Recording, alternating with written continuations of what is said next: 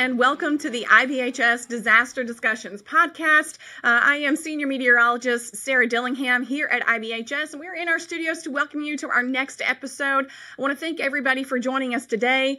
You might notice we've had that smiling face of Armand Brody here with us for almost the last year now, but we've had Armand move on to his next career journey. So while we will miss his wonderful storytelling and his boisterous voice here on the microphone, we very much wish him well and know that we're going to still keep him close here in the IBHS families. He cares very much about our mission. So I just want to give him a little nod there and thank him for all the great work that he's done with us. I hope that you'll put up with me on the microphone for a little bit over the next hour or so as we have this discussion. I do have two guests who are going to join me today. If you're familiar with IBHS at all, you've probably seen these guys before. The first one is Dr. Ian Giamenko. He is our lead research meteorologist here at IBHS. And there also you'll see Mr. Steve Hawks. He is our director of wildfire policy. Guys, thank you so much for joining me today. Thanks for having us. Yeah, great to be back, Sarah. Yeah, and you've each joined us on a past episode of the podcast. And speaking of episodes, I was just thinking this morning, coming up next month when we release our episode in October, we're going to be celebrating our 1-year anniversary of the podcast. So just want to thank all of our listeners and viewers that have stuck with us over the last year. And I hope you really have enjoyed a lot of these interviews that we've brought to you and learned a lot along the way. Please continue to view those podcasts and share your thoughts. We want to hear from you. What other things are we not talking about that you really want to hear about here from our IBHS scientists and from those in the various industries, from insurance to construction, engineering, and whatever else we can think of that has to do with the perils of Mother Nature. So, well, as you might remember from a couple episodes back, we basically brought in a new type of episode. We wanted to call this the On the Radar podcast series. And this is kind of a special edition that we're going to be doing from time to time when there are timely events that really we want to give you an inside look into some of the discussions that are happening here inside of IBHS with our researchers and staff members to gain some insights and understand what's happening in our world. One unfortunate event that we're going to have to talk about is the Lahaina wildfire that devastated those communities just a couple weeks ago. This was a very destructive fire. We now in over 115 confirmed fatalities. So, guys, unfortunately, we've seen these types of large conflagrations in the past. And it's one of those, I think, for me and maybe a lot of other people, when you think about Hawaii, you think about this lush tropical landscape, and the first thing that comes to your mind actually might be a hurricane. It at least is for me. But I'm just curious. I sort of wanted to get your perceptions really quickly as this all was unfolding. Kind of what were you thinking? And Steve, you're our resident fire expert. You spent a career fighting fires, working with CAL FIRE, and now we just kind of want to hear what your perspective was on that. Yeah, and unfortunately, this event is very similar to many other events that we've had in recent memory, like the Marshall Fire in Colorado, 2021, the Camp Fire in Paradise, California, 2018, where we see a fire that starts in the wildland area very quickly because of the extreme winds that are on the fire during that event, burn into a built environment, into a community, and then turn into kind of an urban conflagration. So a very similar event, the Lahaina fire, to these other events. Mm-hmm. Ian, your perspective? Yeah, I think Steve kind of got it. There's a lot of similarities with this fire and the Marshall Fire. Unfortunately, these kind of conflagration events follow really drought at whatever time scales and then high wind environments. That leads us to have volatile fuels. And unfortunately, a lot of the combinations of things that were players in urban fires of old. I mean, think back, centuries. We put a whole lot of structures close together that have little fire resistance from an external perspective. And then you throw in the wildfire as just a catalyst. That's what it's acting as under these kind of conditions. And it's very unfortunate that the probability of this kind of outcome is actually very high. And on the Hawaii aspect, a lot of perceptions may be tropical climate, but it's still a tropical islands that have terrain. So on the downsloping or lee sides, those areas are often arid. As air moves down the slope of the terrain, it dries out, And the islands aren't a stranger to fire. It just so happened we put one right up against a community. And unfortunately, we know the outcomes, or at least the probabilities of these outcomes are very high, that we're going to have this built environment conflagration once fire enters these communities. That's the kicker. Mm-hmm. And unfortunately, we saw that chain of events come together again in Lahaina. Yeah, and we'll get into some of those specifics, specifically how that moved into this particular community. What was the landscape like there where that fire initiated? But Ian, you alluded to some of the conditions that are favorable for wildfires. One, you mentioned drought, which we did have some drought that was present in that area. But one thing I did want to talk about is this was unfolding in the media and some of the coverage that we were watching. There were a lot of references to Hurricane Dora, which was spinning quite a ways south in the Pacific Ocean. And so some people were saying, oh, well, these winds were generated by Hurricane Dora. Well, Hurricane Dora was not really directly involved in that. So let's talk about a little bit of the meteorological setup that created those fire weather conditions that day. Yeah, in a very basic sense, this was not a fire hurricane kind of together thing. Hurricane Dora was simply serving as a low pressure center that was about 700 miles to the south of the Hawaiian island chain. But you had a very strong ridge of high pressure to the north. All that did was induce a stronger than normal pressure gradient that helped enhance the easterly trade winds that are there this time of year regularly. Tropical climates are dominated by the trade winds. And so we just added a little bit more in terms of pressure gradient to drive the winds. And of course, from that direction, air is going to go flow up the dormant volcanoes and then down the other side toward Lahaina as air moves down the slope, just like the Marshall Fire east of the Rockies. Or if you think about Santa Ana Diablo wind events in California, it's going to dry out and accelerate. And you put fire into that environment that's already has a drought.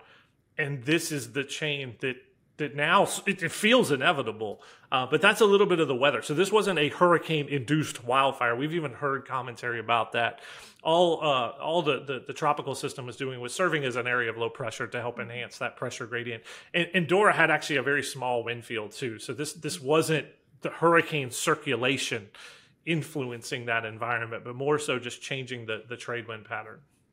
Right. And I think it's always important to make those kinds of clarifications because it does matter how we understand the perils, because obviously here at IBHS, we're very keen on the science behind the peril and making sure that we are properly representing what it does in the atmosphere, because then we're going to import a structure into that flow. And we need to know what's actually happening meteorologically speaking before we can diagnose exactly what's happening in the built environment as it interacts with those. So that's a good point of clarification. Now, you guys have already referenced Marshall, Colorado fire. It was December 2021. That was another deadly wildfire conflagration. Steve, I want to get your perspective on this one. We talked about Lahaina. We dealt with these grasslands. Like, what was the landscape there? How did we get from this grassland fire to get into the city of Lahaina? Yeah. So the community of Lahaina was surrounded by grassland areas. And typically we see fires start with possibly the exception of being lightning fire, but start in fine fuels like grass, leaf litter, pine needles, duff, things like that. So that's where fire starts. And then it can burn really quickly in grass fire. Fire will burn faster in grasslands than it will through brush or timber areas. And with those winds that were there on Lahaina, blowing through Lahaina that day, those winds, along with that volatile fuel of the grassland areas, pushed that fire, which started pretty close to Lahaina, into the town very quickly. And so once it got into the town, then it just spread through the three main vectors that we see from home to home. And those vectors being embers are one of the primary reasons of fire transmission from the wildland fire to a structure. And that can occur either directly where an ember lands on the structure itself on a vulnerable component and ignites that component, or enters the home through an opening such as a vent and it ignites a component on the inside of the house. So those are the direct transmissions. Or embers can indirectly ignite a structure by landing usually in that 5 feet surrounding the structure and igniting flammable material in that 5 feet which puts fire directly at the site of the structure and allows that fire to transfer from the other two modes, which are direct flame contact or radiant heat exposure to the house. So we see about 90% of home destruction is directly attributed to ember exposure. And, unfortunately, once a house starts on fire, there's about a 90 to 95% chance that it will be completely destroyed unless there's fire department intervention. Yeah, and Steve, I'm so glad that you touched on the three methods of ignition because, I think that I know before I started at IBHS, I spent a career more than a decade in broadcast meteorology, and I thought I knew how wildfires spread, but then you get to a place like IBHS where you can see the science behind and you see all the different ways that fire can spread. And I think oftentimes we have this visual, if you've not experienced that before, you have this visual, well, it's a massive wall of flames that just is wind driven, and it's just this wall of fire that you're running from, or fire crews are just battling this line of fire, but it's really not like that. Sometimes that is the case, depending on where you are, but oftentimes it might be these spot fires that are generated as these embers that you're talking about are carried downwind and can, like you said, ignite spots in little areas. And if there's enough fuel, then we could see potentially that spread to structures. And then we have structural embers, right, which is another type of ember that we have to deal with.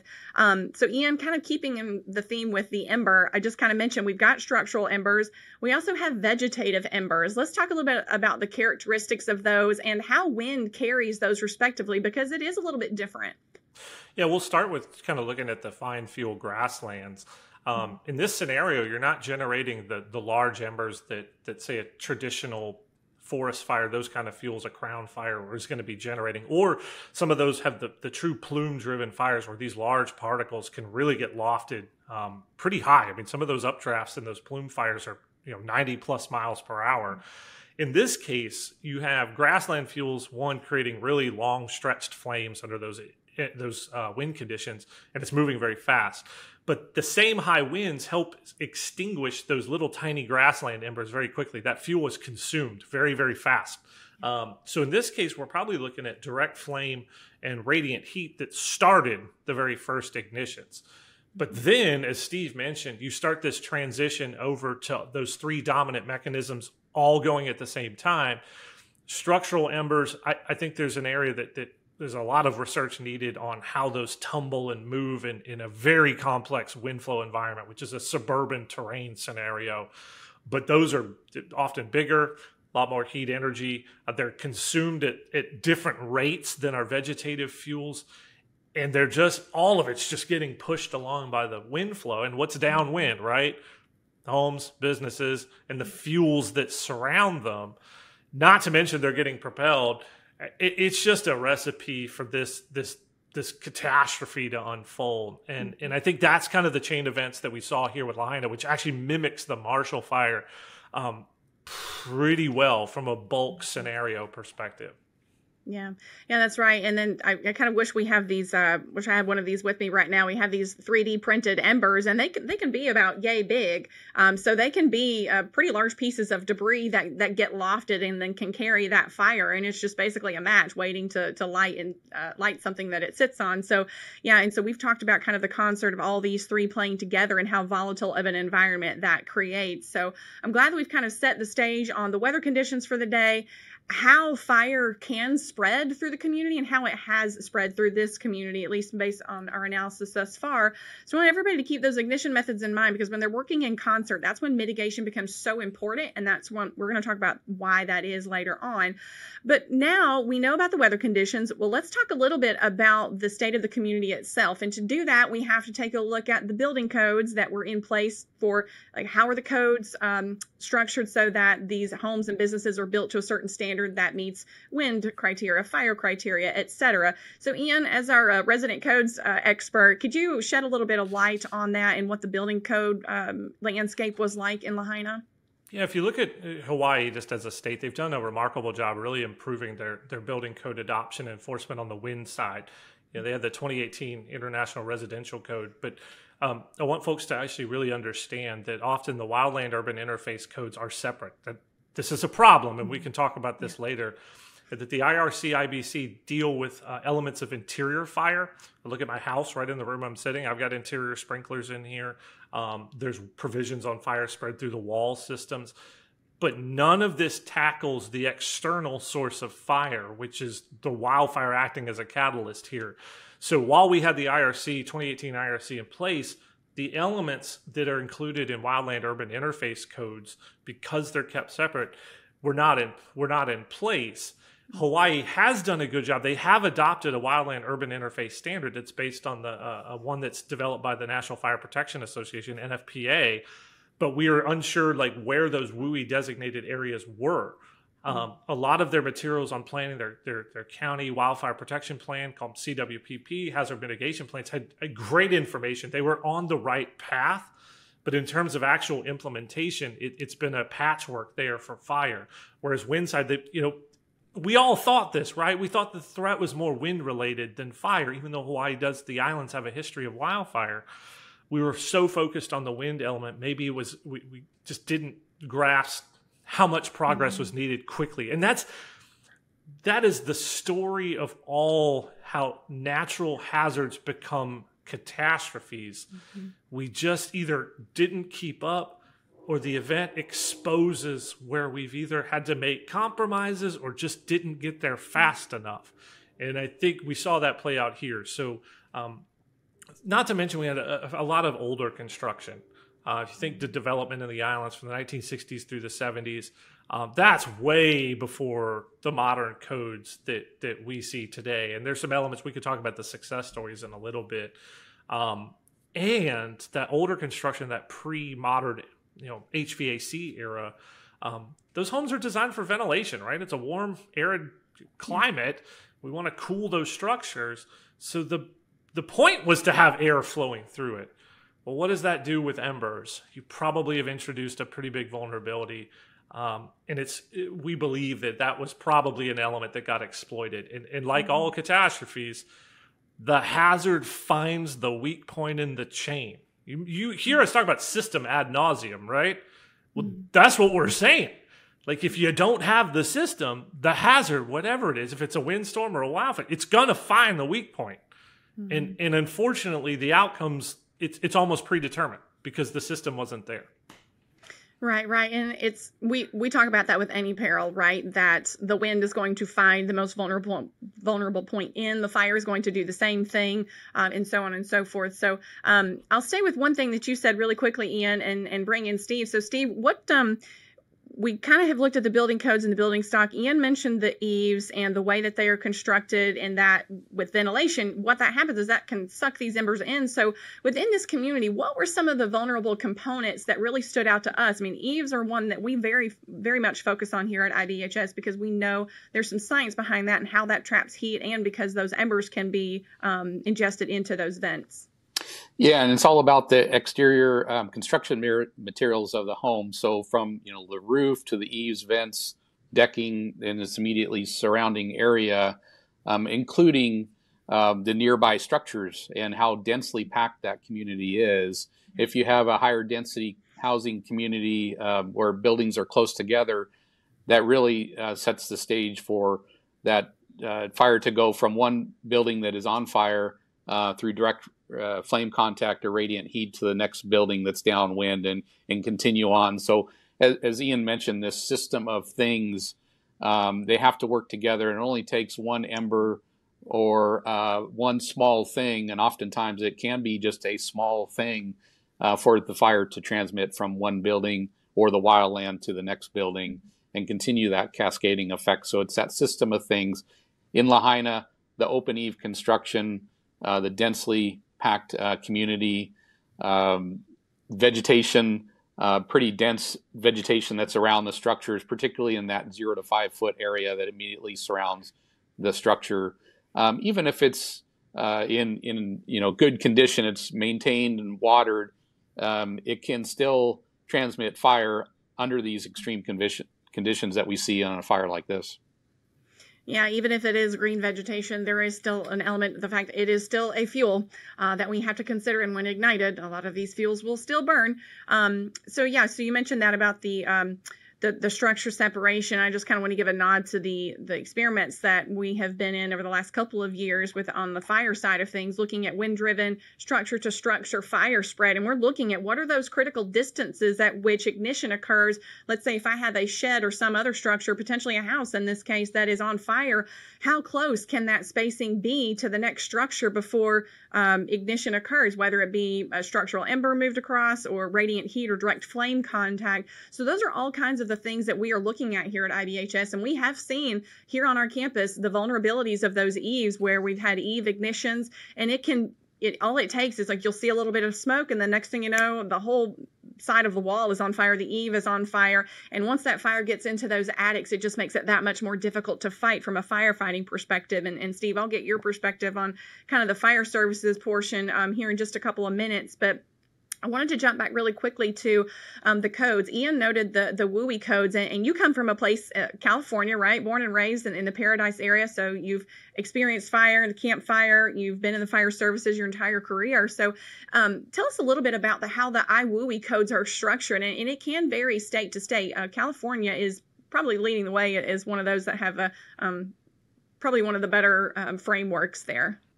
Yeah, in California, we have the California Building Code, Chapter 7A, and nationally, we have the ICC IWUI code. We also have NFPA codes, and some jurisdictions throughout the country have various versions of those WUI codes. But as I mentioned earlier, it's all about the exterior systems and components, building materials of the structure, and how can we make them more resilient to wildfire. And again, everything from the roof to the ground, decks, and immediately surrounding areas. And we've seen in instances here in California where the California Building Code, Chapter 7A, structures that are built to that standard have a higher probability of survival than structures that are built previous to the standard coming online. We understand that all fires are different. There's a lot of variables that they don't, as you mentioned earlier, they don't burn as a continuous wall of flame with the same intensity across the entire fire area. There's spot fires that progress the fire out in front, and then they burn together. Fire burns with different intensities throughout the fire area. So, but in general, we have confidence that building codes do matter. They make a difference, and they add to the added survivability of a home. That's right. Yeah, codes are really important. And then also we noted it earlier, what is in that 0 to 5 foot zone right up against the structure? It's that vegetation, the dense vegetation at all is right up against the home. An ember lands on one of those things, then you're creating a pathway for the fire. It's one of those 3 ignition methods, right? It's going to be the ember transfer. And then as that ignites, potentially direct flame and radiant heat contact. And that is the whole goal of mitigation, is to try and prevent the fire from reaching your structure so that you can prevent those ignitions in the first place and not become one of those 90% chances that your home could potentially become a total loss. So Ian, I'll jump back to you really quickly. So now that we have sort of an understanding of the community, we understand the landscape that we're dealing with, and now we've interjected wind and wind-driven fire at that. So let's talk a little bit about how this conflagration unfolded in the city of Lahaina. We knew that it came in from those grasslands and started those structures, but how did that kind of work through some of the neighborhoods? What are some of the preliminary analyses that you've seen so far?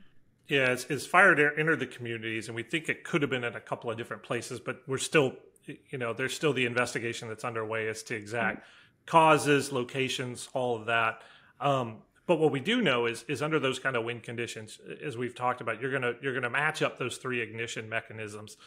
And what happened initially, you had fire moving into an area where building separation distances were definitely less than 30 feet on the average. But you started to get into kind of that critical zone that we're starting to understand from experimental testing, and that 10 to 20 feet zone is a very critical area. Inside of 10 feet, mitigation elements have to be almost absolutely perfect. We even know the best building materials, if you think about concrete fiberboard siding, will reach its limit with a fire exposure over some given point of time. But in that zone, that 10 to 25 foot area, mitigation elements really start to come into play. They don't have to be absolutely perfect, but a lot of the big bulk system components can work for you, or they can work against you. And unfortunately, we ran into the case where we had all sorts of fuel on the parcels, not just the structures themselves. And then you run into the fuels igniting around homes. You had a lot of older wood panel siding. We've talked about the open eave construction, which is extremely vulnerable when fire gets into that 0 to 5 foot zone. So these factors just started that cascade. And under those wind conditions, this gets out of hand really fast. You have a community that's simply just acting as a fuel source. In mitigation, we need communities to be a fuel break, not a fuel source. And unfortunately, the only thing in this case that really stopped the fire was, Steve, you guys call it the Great Pacific Fire Break, is the ocean. And that is a element of the urban fires of old, where the only thing that stopped them was either geographic features like rivers, lakes, oceans, or it rained and the weather changed. So this was that kind of scenario. I want people to kind of grasp that. And if you look within the community, there are places where you can tell the fire exposure was more intense versus other places where you still had even elements of vegetation remaining, which tells you, okay, this was ember attack primarily in this zone. But there's structure within it. You can see how all of this is evolving in time to give you these subtle differences that if you look hard enough, you can start to piece the chain of events together. Yeah, and that's a great point to make, Ian, is that, you piece together what's happening and you can kind of tell what was the ignition method based on what happened. And I think, we had talked about sending a crew. I think we're having discussions about sending a crew to actually go on the ground and do some on the ground investigations. We have to do these post-disaster investigations sometimes with our researchers when we feel that there are some insights that can be gained for us being there and applications to our research. And so we're still considering that, but we're certainly working with partners that are already there, but also looking at some of the aerial imagery. You can kind of pick up some of that as well, and you can really see the nature where these clusters of neighborhoods portions of the neighborhoods that did not survive, and then some areas where you might have seen that fuel break, right, where maybe an upstream fuel break. I believe you even noted at one point there was a commercial development that seemed to have served as a fuel break upstream of a residential area. Then it didn't appear that the ignition was from that direction downwind of that commercial property, which seemed to have served as a fuel break, but then unfortunately fire may have come in from the other side of the neighborhood from other structures. So you can also tell a lot of from that on aerial imagery side.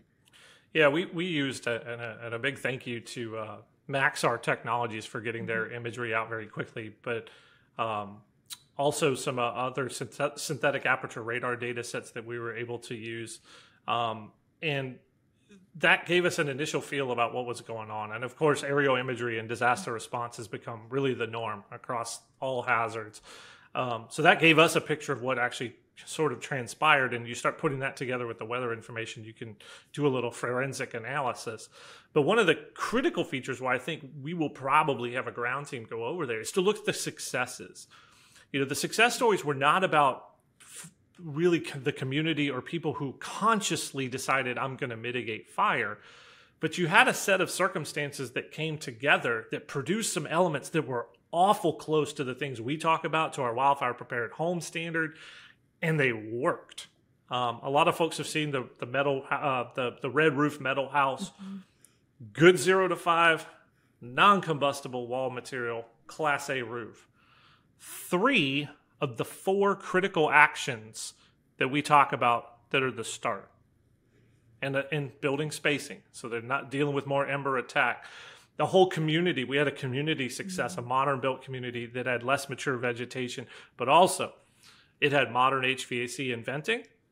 It had good 0 to 5 just because it didn't have as much mature vegetation, non-combustible wall material, Class A roof. They got probably 3.5 of the 4 critical elements, the 4th being the vents that Steve talked about in protecting those vents. And some of those wind elements that we use in attic ventilation now are actually pretty good at ember defense, especially the Miami-Dade wind-driven rain specific vents that are used off-ridge and ridge vents are really good at this. So there's kind of an overlap there. So our biggest focus on the ground will be looking at the success stories, and can we actually document a lot more about those structures than what we can see from the aerial image side. And I think that's going to be very important. Yeah, and Ian, you and I have kind of talked about this every time we have, like I said, come from a broadcast meteorology industry, spent 9 years with the Weather Channel. We cover disasters, and what we do, we send people out in the field, and we want to document the damage that has occurred. We are looking for these survival stories of these. We're trying to tell these people stories, right, of like what it is like for them on the ground, what this experience was like for them. But at the same time, we don't always get to see those success stories, and that's where the learning comes from. We can certainly learn from the bad parts of the disaster, and we should, but we also should see places where there were success stories, where it wasn't just luck that, a tornado moved through and it just skipped over that house. Well, what we know about tornadoes and what we also know about the building environment and building codes and how those components are connected on a structure, that's going to determine potentially the survivability. It's not always just a matter of luck. And Steve, I want to bring you in here because, as I mentioned, you had that longstanding career in the fire services, and you've been involved in some of these post-event investigations. So as you're kind of combing through, and Ian referenced some of the field crews that we'll be sending out, what are you guys doing, and how are you trying to determine these luck cases versus the actually good mitigation, and kind of what's that experience like?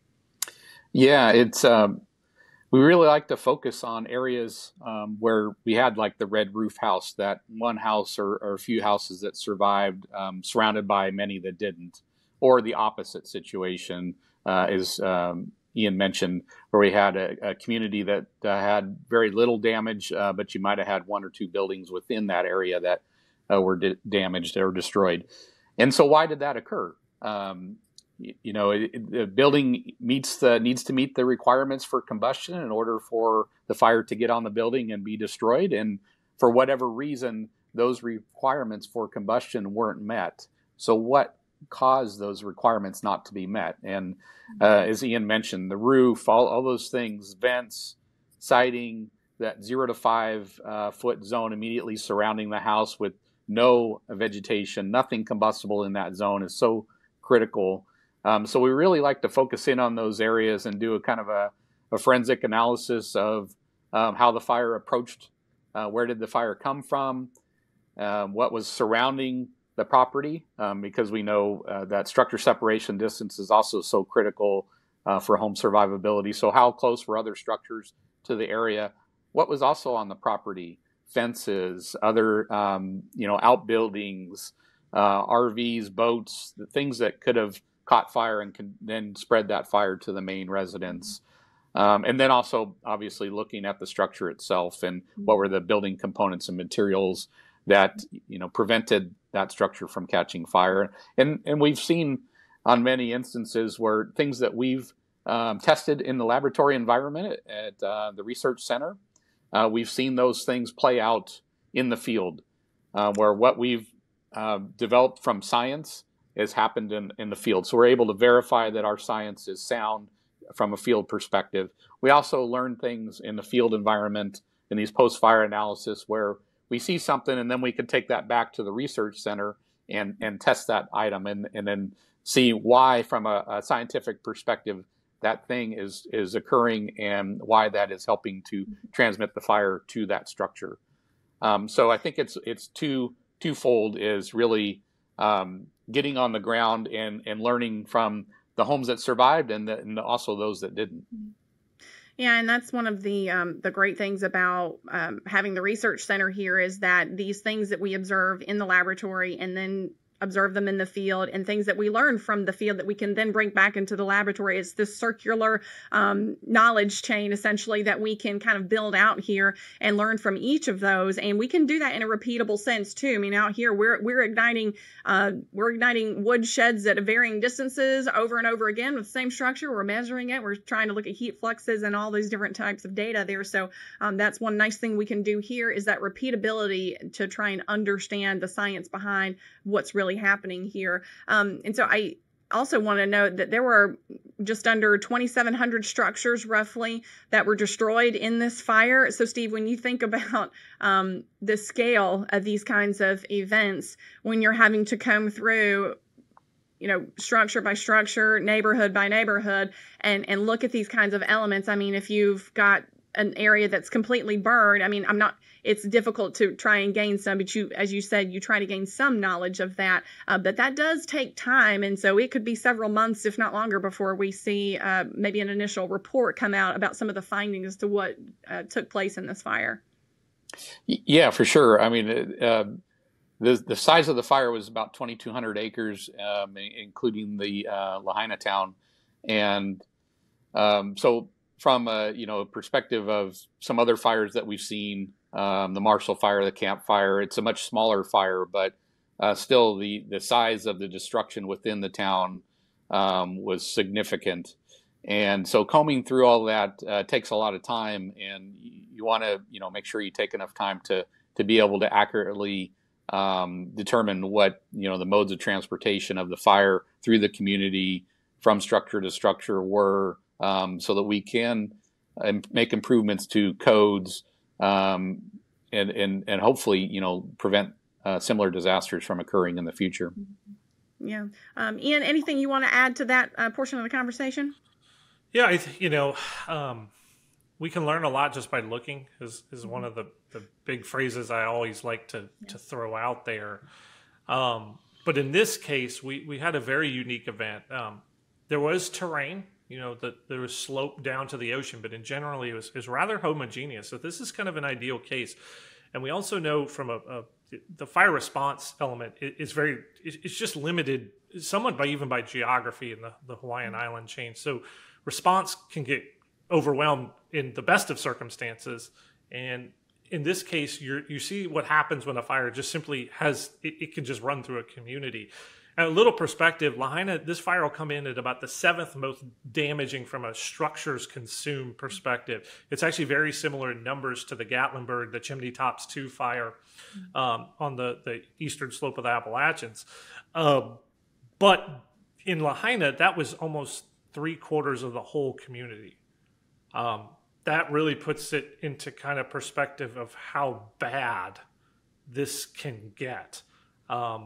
And if you think about how bad, we can't have, I'm trying to say what we need is the community to help slow fire spread. Because until we can do that, you start to think about, I look at Santa Rosa, California as one of those disasters waiting to happen. You can start thinking about communities even in the eastern U.S. That butt up against terrain and forest areas and the flash drought elements. The Denver metro, we saw it play out in the Marshall Fire. I mean, think about that entire corridor from Fort Collins all the way to Colorado Springs. Our communities that butt up against these wildlands are going to have to start acting at a minimum to just slow fire progress. And then at the end is to be a fuel break. But we aren't even close to this yet. So that's what's really stood out with this event. But also there are successes. I want people to understand there were success stories in the middle of this that really tell us a heck of a lot about what we're doing in the lab and computer simulations legitimately works in the field. And we've watched that over fires. But I want people to start thinking, let's get out of this hopeless mindset over to, hey, science has caught up. We can do something about this. So I think that's one of the takeaways here. Yeah, and that's absolutely right. I mean, what happened in Lahaina with that much of the town being consumed is the equivalent of a large tornado moving through a small town and wiping out a town. I mean, that's essentially what happened just on the fire front. And it's this, we immediately go to the peril. Well, the peril, the tornado was just too strong. The buildings couldn't withstand the force of the wind. The fire was just too hot and moved too fast. The buildings just had no chance. The fire service just had no chance. We know the science of how a building comes apart in a wind event. We have the codes that meet those needs that can prevent that from happening. And it's not a concrete fortress. It is an accessible tool that could be implemented in our building codes now and is in a lot of areas. A lot of the structural failures that we see in the severe convective space are mitigated against. The same is true for fire. We know the actions that can work. Is it hard to incorporate? Absolutely, because you are trying to change an entire train of thought that has really gone through decades, right? And it's changing perceptions. And while we can talk about the science, and I'm kind of straying off my plan here a little bit, but I think it's important to know, while we can talk about the science, it is important to remember that there are people ingesting the science. And there's people that are making decisions, then there are people that are taking in that information and deciding what to do with it. So I think that's another aspect of research that needs to be looked into, is like, what are some of the behavioral things that people look at, and whether the sentimental value of wanting to remove landscaping out of their first 5 feet of their home. But I'll kind of get some comments from both of you on that. Steve, I'll start with you really quickly, because you brought up the home ignition zone a few times, and you're from California. I mean, and everybody knows that when you get a new home, it's like you want your vegetation and everything to look nice around the home, but it's a perception that understands that that's actually a risk for you. Yeah, for sure. And we've been able to determine, research in our laboratory that 0 to 5 foot zone that immediately surrounds the house, including attached structures like decks and pergolas and things, that is the most critical zone for defensible space. And so that zone really needs to be non-combustible, nothing flammable in that area. As we mentioned, the modes of transportation of getting the fire from the wildlands to the structure. Defensible space really looks at the last two, the direct flame contact and the radiant heat. And so removing anything within that 5 feet where embers can come in, ignite a fire right up against the house, is never a good thing to have a fire right at the house.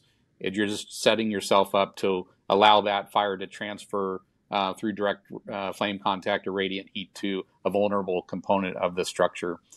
And so having that zone 0, just non-combustible, really tight, is so critical. Yeah, and I think too, and Ian, really quickly, I'll get your thoughts on the comments I made about the public perception and change and enacting that change. Yeah, one of the things that it's that home ignition zone part that we already seemingly run up against a lot of just human elements and belief systems here. I certainly understand that the exterior of one's home makes it feel like a home, right? Like, you guys know me, I love my grass. I was a baseball player. I love ball fields. I love the beautiful grass of ball fields. And I don't get to work on ball fields anymore, but I have my yard. I get that. So the ways we can short circuit through those belief systems, and it's kind of a stair step thing. There's a few ways. 1, experience an event directly. 2, have a close call. But 3, there's your social sphere. When your neighbor does things, the communication between neighbors gets further than me, scientists, saying, make your 0 to 5 foot zone non-combustible. We can show videos in the lab that illustrates this, but a lot of folks will still just tell you that's a science experiment. Yeah. That's not the real world. Well, we can mirror the real world pretty good, and we've got some cases that show how this happens. But until you start getting those early adopter folks who really can take this, and other than experiencing an event. So if you ever talk to somebody who's experienced an event, their whole perception changes almost immediately at all mitigation. But we have a lot of folks, we don't want you to have to experience an event to change your mind. We want you to understand that what we're telling you does work, but we also understand where you're coming from. So yes, this is a process. But that social network of your community plays a really big role in adopting any of these steps.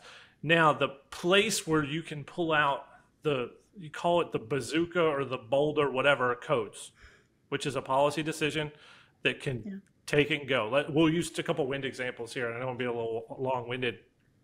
Florida, after Hurricane Andrew, they took that out, fired it, the Florida Building Code. They're like, okay, we're going to do this directly. That's what we're going to do. Coastal Alabama did the fortified approach, which was the voluntary program. Wildfire Prepared Home is based on that model, the voluntary program. And it just takes a little bit longer to climb up the mountain. But it probably was met with a much more smoother process in terms of the pushback and all that. So you have a couple of pathways there. You got to decide. You're going to have to take one. I think if we don't, we're going to sit here watching this scenario just keep going. We need to pick a path, and communities or states or whomever can pick which one they want to take, which is the codification right off the bat. Let's just rip the Band-Aid off and go. or go the voluntary route, put in the proper nudge factors, which includes everything from grants to insurance incentives, endorsements, to just simple outreach, education, and awareness. That mountain, you can get up the mountain the same way. Might take a little longer, but in general, it's a little more smoother, less contentious. But that's what we're left with. I just don't think we can sit here standing in the fork of the road and just keep looking around. We are at that point in time that if we don't pick a path, this is just going to keep happening. Right. And, we talk about that in regards to building codes, right? I mean, let's say in the building code and the fire code space, we got everything we wanted today, right now. We passed it tomorrow, and everything else from that point on is going to be built like it should. We are a generation away from seeing that in the built environment make a meaningful difference at scale, right? It's to say that if we have these isolated wildfire events that are large community impacts, but in the grand scheme of the United States, it's a small area. Same thing with large tornadoes, right? Or even low end medium tornadoes and the damage path that we see and things that we can mitigate against. But that doesn't mean that that just isn't that much more important to understand that when these kinds of things happen, that we learn from them and that we can educate those people who are enacting the mitigations themselves on the parcel and home level, business level, and the policymakers as well, so that those people that are making those decisions for you, that you select and put into office to make these kinds of decisions for you, that they are making informed decisions that aren't going to negatively impact you 20 years down the road when something else happens again. And it's just this cycle of disaster that we strive so much for here at IBHS to break that chain, right? We don't want to see that to where we're not building, right? Because and I'm kind of jumping towards what I wanted to end on, but from the rebuilding perspective, we need to be asking those questions now. Yes, we want to rebuild. Yes, as a community, we will come together and to do that. But we need to be asking, how are we going to build back? The old way wasn't sufficient. We've got to be better for the next time. How can we be better for the next time? I think is really what we need to ask. Yeah, I want to make a point too. So one of the roadblocks that we face in the wildfire arena, we've long kept our wildland-urban interface codes as a separate piece, that there are special places that it can be adopted and applied. We have a sort of similarity on the wind side. There's the hurricane-prone coast, the windborne debris region, but it's still baked in general into the International Residential Code, International Building Code. What we've seen looking across the whole landscape, and I'll take California and Utah aside because they have their own statewide programs that are wonderful. Having these separate has made it very easy for people to put their head in the sand or put the blindfold on. Oh, it's separate. I'm going to ignore that. It's not in the IRC, not in the IBC. I can just ignore that. We can't do that. And I think ultimately 20, 30 years from now, that this may be beyond even, all three of our careers here.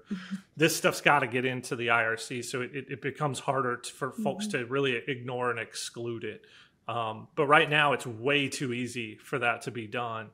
And the use of codes in the wildfire space is very much think of it like a quilt with a bunch of holes that moths chewed in it or something like that, where you have some pieces and parts, little local jurisdictions that have done great, but there's a big chunk of holes sitting in it. So it is more complex than the other hazards in that respect, but we can make the same kind of progress. I think it's just, like I said, I'm not even sure now that I sit here and think about it, the fork in the road is actually the right analogy. We can actually use both paths, right?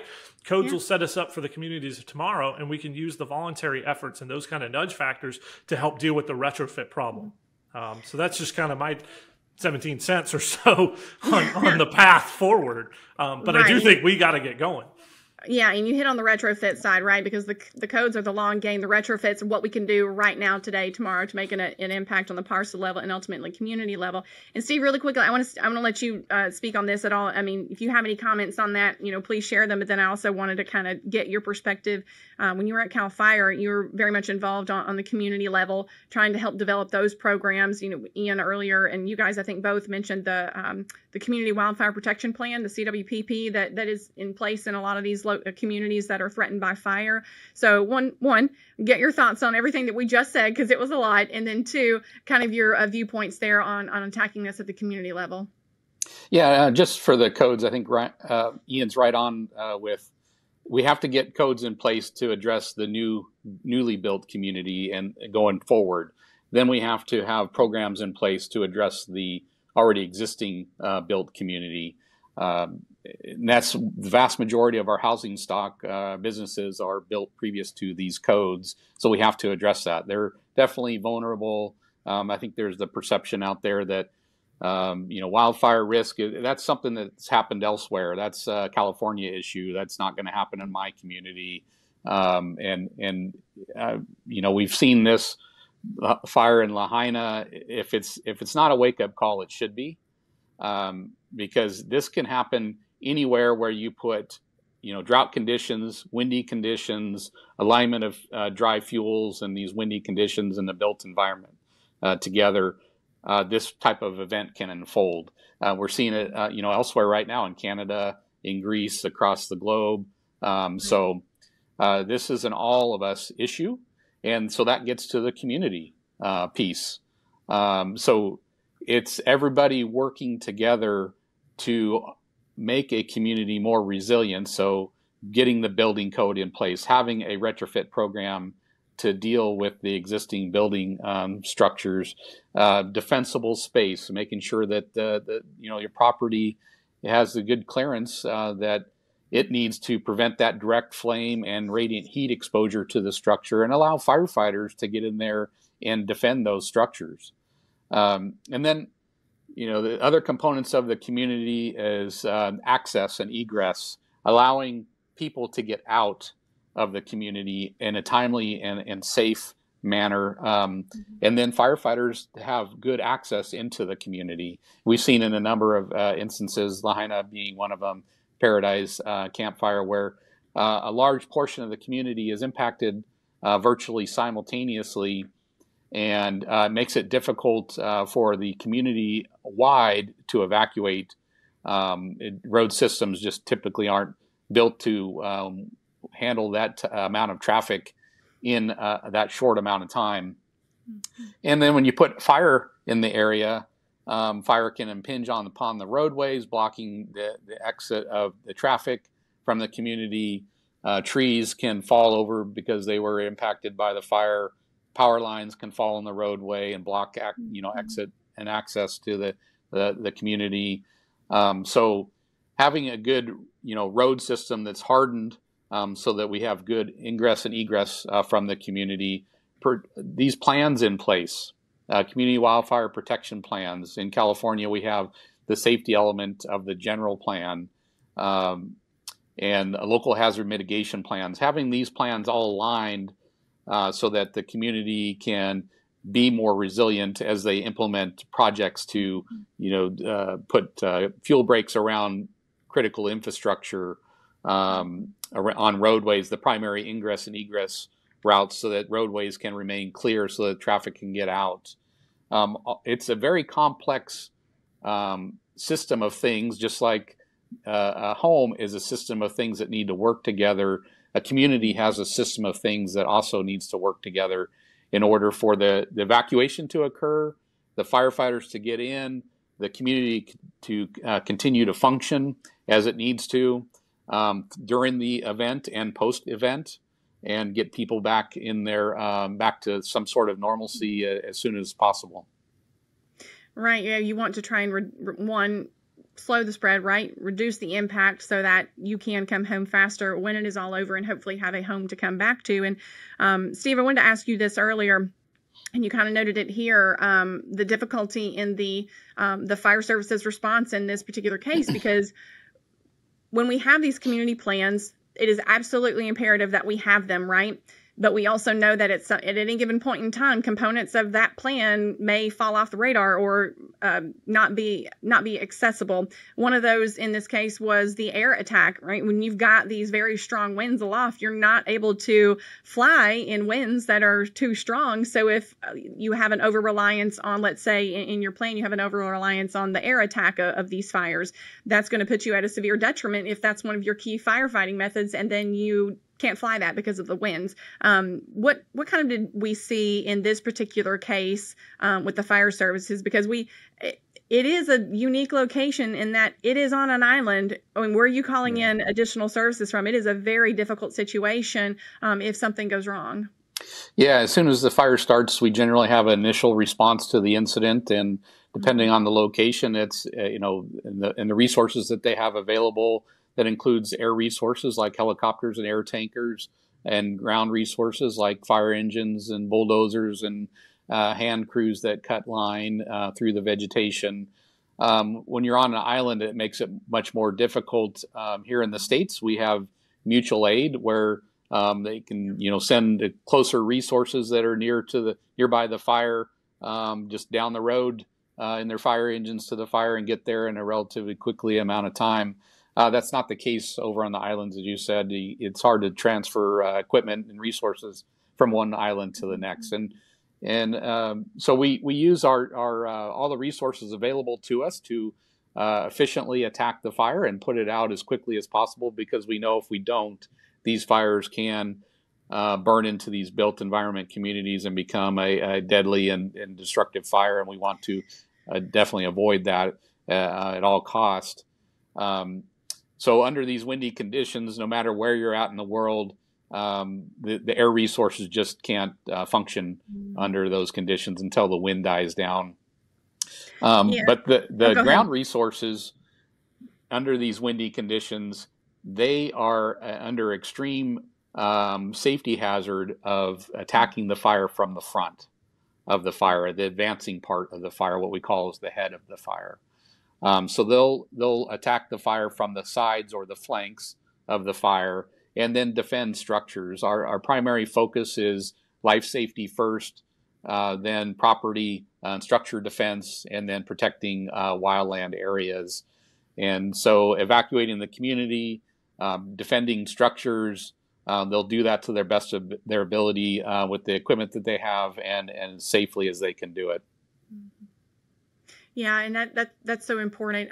Being able to, like I said, access all of those resources when you're having that, and it really does stress the importance of having that system of mitigations in place on the structural level, so that you don't end up with these conflagrations that are getting out of control and basically overwhelming those services. It basically gives you a fighting chance and gives you a chance for those strategies to work. It's going to slow the spread and really limit the extent of that. And so that's why we talked about that a little bit earlier. That's why it's so important to make sure that at the parcel level we're doing this, and at a larger community scale, your neighborhood, your small town of Lahaina could be one of these communities on that scale. And so really quickly, I want to transition into a little bit about, we've talked about mitigation through this entire broadcast, but I kind of want to jump back to June 2022. Here at IBHS, we launched our Wildfire Prepared Home Designation Program. We've kind of alluded to it a couple of times, and we took this systems mitigation approach here, but as I've mentioned before, it takes it at the parcel and community level. So Ian, I'll jump in because I know you and Steve are kind of on the leading edge here of helping to develop our Wildfire Prepared community, which is the next phase of this type of designation program, and trying to get these mitigations applied on a larger scale. Because yes, the parcel is important, but as we saw play out in Lahaina, when all three of those ignition factors are working together, you really do need a system, not only at the parcel, but a system in the community. So let's talk a little bit about kind of what you've observed as you guys have started developing this program. And Steve, I'll get your thoughts next. Yeah, so one of it was taking the known science that we have, as well as really sound engineering judgment that's based on that information. At the parcel level, we know we can make a difference, but the really big difference falls at the community scale. Can we get this type of mitigation in mass? But we also talked about the things that intertwine within our homes and businesses, those connective fuels, whether that's wood fencing, outbuildings, any of it that takes fire across the nodes of structure to structure. If we address that at the community scale, we really have a wonderful opportunity to slow these things down and to give the men and women like Steve who are dealing with the response to a chance, or to stop it altogether. Yeah. At the parcel level, we can see the successes and we can build upon that. But to really create these fire-resistant communities that can live with fire as a part of their landscape, and in many parts of the world, that fire is a vital part of ecosystems. So we have to live with it. we have to get up in scale. And that's going to come down to pieces and parts of not only the parcel mitigation levels. We talked about ingress, egress ability, even managing vegetation outside the communities, or not necessarily vegetation, but the fuels. Let's just call it fuels that surround our communities, and then getting the pieces into large chunks of real estate that can slow or even stop that chain of events from happening. Yeah, and Steve, I'll jump over to you on that. Yeah, I mean, I think Wildfire Prepared Home is a good example of a program that's based in science that implements a systems-based approach. And as I said earlier, we know that Chapter 7A makes a difference. Wildfire Prepared Home, we know will make a difference. So it's getting that education out there, getting people to act. We know that these things work. We just need people to acknowledge that they work and take the action that's necessary to start them on that path, because this can take a little while to achieve all these mitigation measures. But the key is to get started. Once you start, then you have a process in place, for you can continue that to get the whole system in place. Mm-hmm. Yeah, and to that point, once you get the system, once you can define the system, then it's getting people on board, right? It's having those educational tools to show people that it is mitigation that works. It's proven it can work, and you have access to that, and just educating them on the how and the why, and trying to change some of those perceptions, right? We know that that's the other half of the battle. And I want to acknowledge that when, as we've been talking this episode about, all the different things that IBHS has done and all these things that different organizations are doing, it really does take a village. Even at IBHS, even though we're doing that research, we're doing that in conjunction with guys like CAL FIRE, the U.S. Forestry Service, NIST, all these different groups and other fire partners across the Western United States. We are trying to attack this thing from all sides, right? Because we know that it is not just one group that's going to solve it. It's just not one application that's going to solve it. It's everything working in concert. And I think, Ian, it might have been you that referred to these nudges. We talk about that sometimes. It's like, what are some of the things that we can get to basically enact this change? I'll invoke a little bit of our fortified program in Alabama, right? We've seen kind of this system that's really working together in concert. It's taking a little bit from policy, a little bit from building codes, a little bit from the research side, and then applying that. The insurance industry is involved in that. Let's talk about that just for a minute and how important that is. It's not just one person's responsibility or even ability to fix. Yeah, and in our insurance world, a lot of people will jump immediately to incentives. Well, incentives by themselves have been proven that they won't work alone. Mm-hmm. They have to have other pieces and parts to that. And a lot of that it's going to be spinning up the grant programs in the right places and for the right things to get to that system that we need to achieve. So that's one step. Education and outreach can help. A lot of times, unfortunately, what really works in the outreach space is very local events, and that's resource intensive. I wish all of us could be in 50,000 different places at the same time. I'm sure folks at local fire departments want to have the same impact in that same space, but you're limited, right?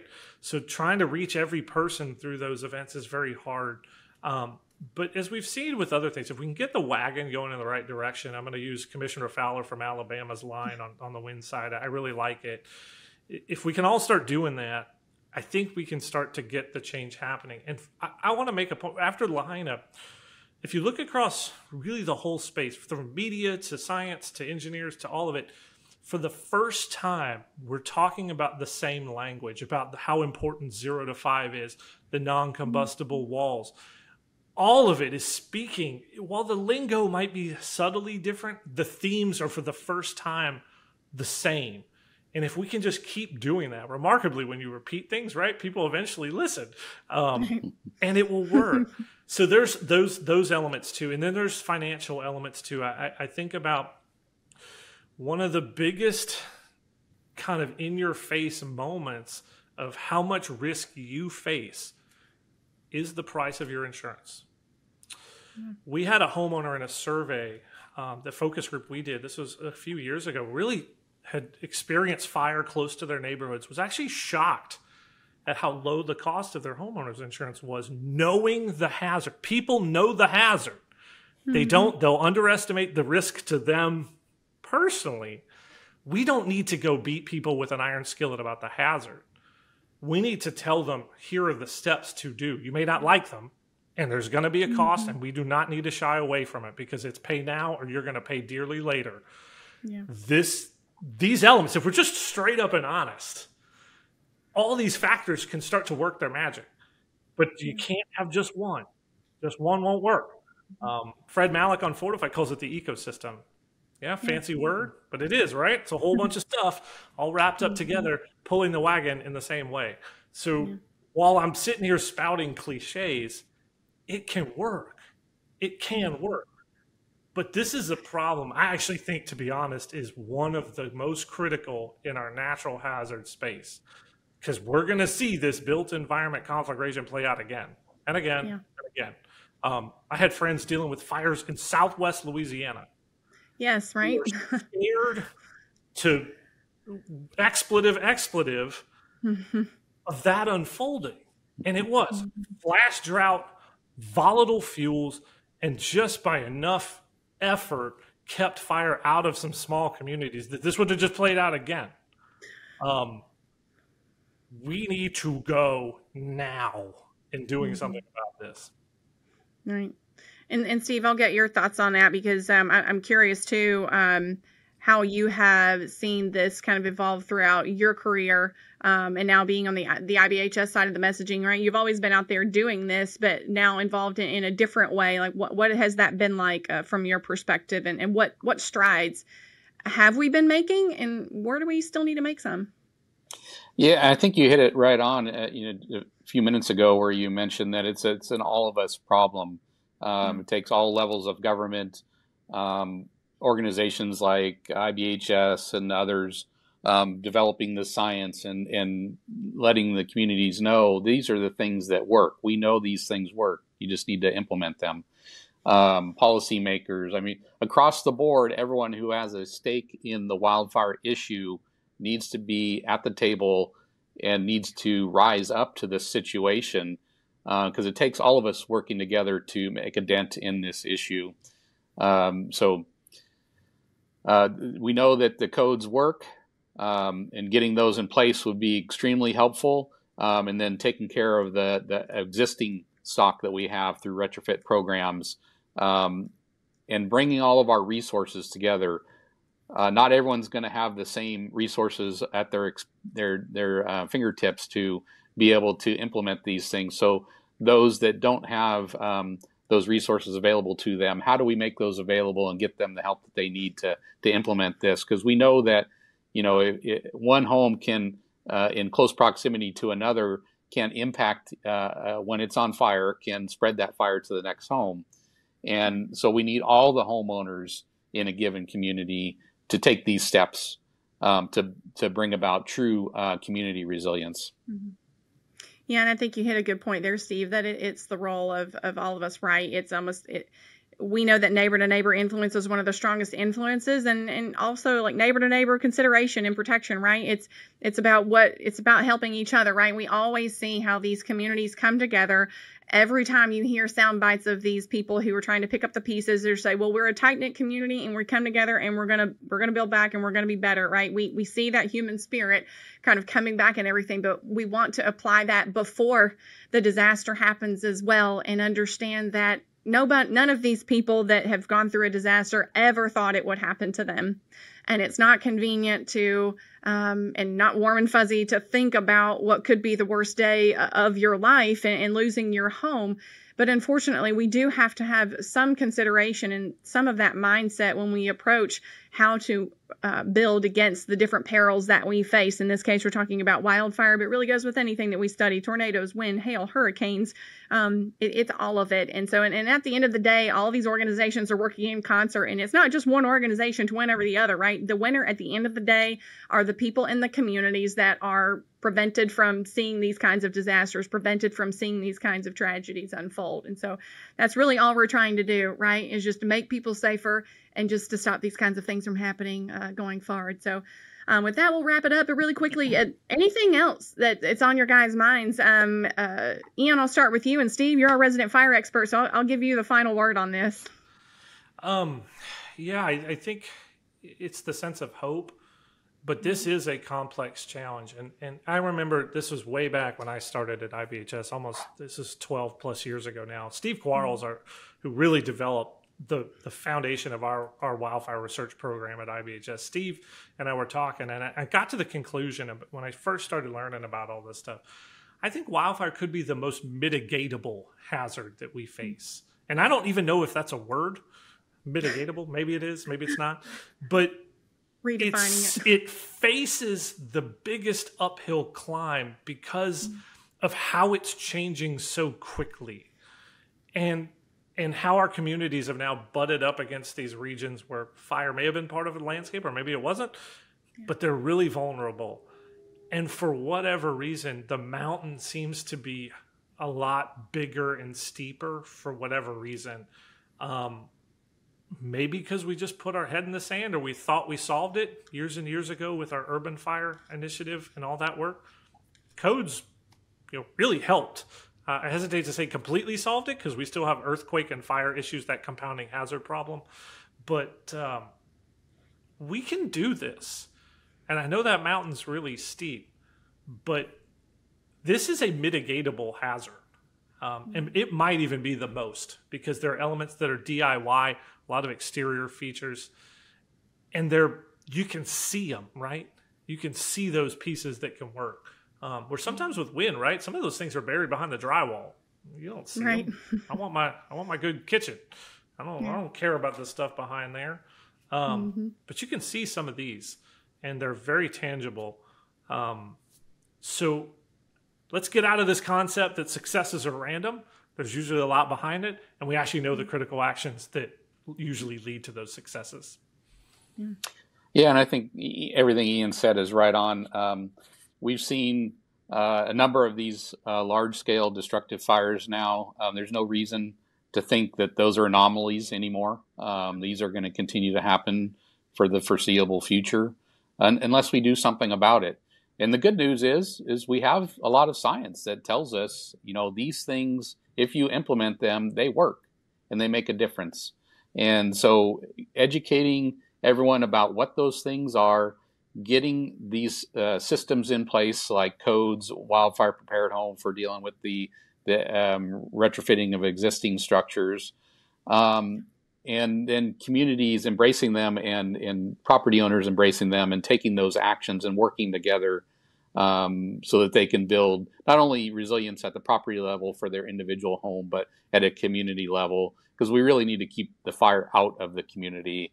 It's much more difficult once the fire enters the community on the firefighting response to deal with that suppression of the fire and defending structures and protecting lives at that point.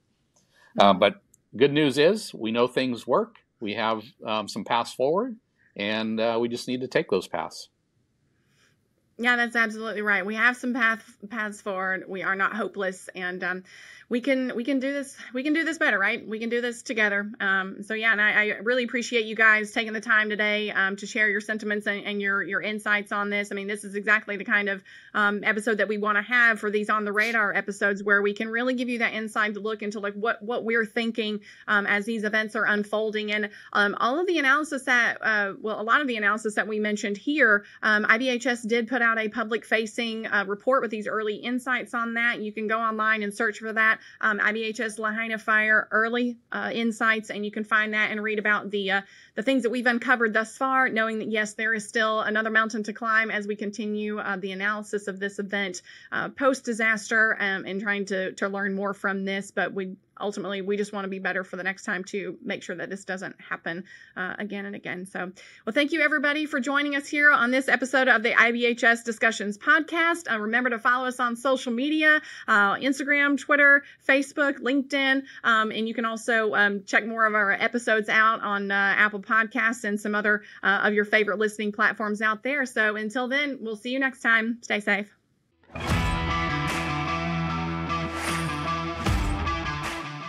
Thanks for listening to the Disaster Discussions podcast, an IBHS production. Subscribe to our podcast on your favorite podcast app, or watch the podcast on our website at ibhs.org/disaster discussions podcast and the Insurance Institute for Business and Home Safety YouTube channel. Connect with us on our social media pages on Twitter at Disaster Safety, Facebook at facebook.com/disaster safety, and on Instagram at IBHS_org. For more great content from IBHS, including ongoing research efforts happening at our facility, episodes of our podcast, and more, visit ibhs.org.